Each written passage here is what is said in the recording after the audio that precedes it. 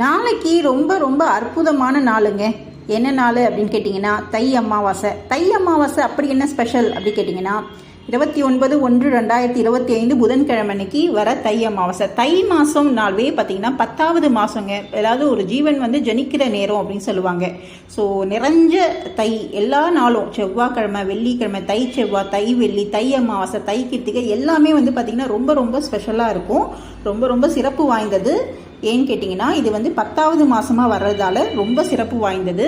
அது மட்டும் இல்லாமல் தை அமாவாசை அன்னைக்கு சிவபெருமானுடைய அருளும் பரிபூர்ணமாக கிடைக்கும். அது எப்படி அப்படின்னு கேட்டிங்கன்னா அவருடைய திருவிளையாடல் நடந்த நாள் என்னைக்குன்னு கேட்டிங்கன்னா தை அமாவாசை அன்னைக்கு தான். இது எங்கே நடந்தது அப்படின்னு கேட்டிங்கன்னா திருக்கடையூரில் நடந்தது. யாருக்கு நடந்தது அப்படின்னு கேட்டிங்கன்னா மார்க்கண்டேயர். நீங்கள் கேள்விப்பட்டிருப்பீங்க. மார்க்கண்டேயருக்கு சிரஞ்சீவி வரம் அளித்தது யார் அப்படின்னு கேட்டிங்கன்னா சிவபெருமான். அது எங்கே நடந்தது? திருக்கடையூரில். என்னைக்கு நடந்தது? தை அமாவாசை அன்னைக்கு. ஸோ இது ரொம்ப சிறப்பு வாய்ந்தது. சிவபெருமானுடைய முழுமையான பரிபூரண அருள் உங்களுக்கு கிடைக்கணும் அப்படின்னு நினச்சிங்கன்னா கண்டிப்பாக தை அமாவாசையை மிஸ் பண்ணிடாதீங்க. அது மட்டும் இல்லைங்க, அதாவது பித்ரு தோஷம் நிறைய பேருக்கு இருக்கும். ஸோ அந்த பித்ரு தோஷத்துலேருந்து முழுமையாக விடுபடணும். அதாவது நம்மளுடைய முன்னோர்களை நம்ம சிறப்பான பூஜை வழிமுறைகளை பின்பற்றி அவங்களுக்கு தர்ப்பணம் பண்ணுறதாகட்டும், இல்லை இலை போட்டு வீட்டில் நம்ம சாமிக்கு படைச்சி காக்காக்கு வச்சுட்டு அதுக்கப்புறம் நம்ம சாப்பிட்றதாகட்டும், அவங்களுக்குன்னு அதாவது நம்மளுடைய முன்னோர்களுக்குன்னு தனியாக ஒரு அகல் மண் விளக்கு நல்லெண்ணெய் தீபம் ஏற்றி வச்சுட்டு நம்ம வழிபடுறது ரொம்ப ரொம்ப விசேஷம். அவங்களுடைய அருள் பரிபூரண ஆசீர்வாதம் நம்மளுக்கு முழுமையாக கிடைக்கும். அது மட்டும் இல்லை, தை அமாவாசை அன்னைக்கு எவ்வளோ முடியுமோ அவ்வளோ உங்களால் அன்னதானம் பண்ணலாம். உங்களால் முடியலன்னா ஒருத்தருக்காவது பசியார இருக்கவங்களுக்கு ஒரு சாப்பாடு வாங்கி கொடுத்து அதனுடைய பிரதிபலன் பார்த்திங்கன்னா பன்மடங்காக உங்களுக்கு பெருகும்.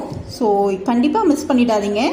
அமாவாசை விரதம் ரொம்ப முழுமையாக இருந்தீங்கன்னா, அதாவது இந்த பித்ரு சாபம் பித்ரு தோஷம்லேருந்து முழுமையாக வெளியில் வந்துடலாம். ஸோ இது தை அமாவாசைன்றது பார்த்திங்கன்னா தேவர்கள் லோகத்தில் பார்த்திங்கன்னா அது விடியற் காலை பொழுதுன்னு சொல்லுவாங்க. ஸோ அந்த காலை பொழுது நம்மளுடைய வாழ்க்கையில் ஒரு புத்துணர்ச்சி உண்டாக்கணும், ஒரு நல்ல ஒரு மாற்றம் அண்ட் நல்ல ஒரு ஏற்றம் வரணும்னா கண்டிப்பாக இந்த தை அமாவாசையை நம்ம முறையான வழிபாட்டின் மூலம் நம்ம வழிபட்டு நம்மளுடைய முன்னோர்கள் இடத்துலேருந்து, அதாவது நம்ம தாத்தா பாட்டி மூதாதையர் அவங்களுடைய அப்பா அம்மா கிட்டேருந்து நம்ம முழுமையான பலனை நம்ம பெற்றுக்கொள்ளலாம். ஸோ இது அமாவாசை அன்னைக்கு முடிஞ்ச அளவுக்கு பார்த்திங்கன்னா இந்த மாதிரியான சின்ன சின்ன வழிமுறைகள் வழிபாட்டு முறைகள் மேற்கொண்டோன்னா நம்ம வாழ்க்கையில் தேவையில்லாத தடைகள், தாமதங்கள், திருமண தடை, குழந்தை பாக்கியம் தடை எல்லாமே நீங்கி செல்வ செழிப்போடு வாழலாம். நன்றி.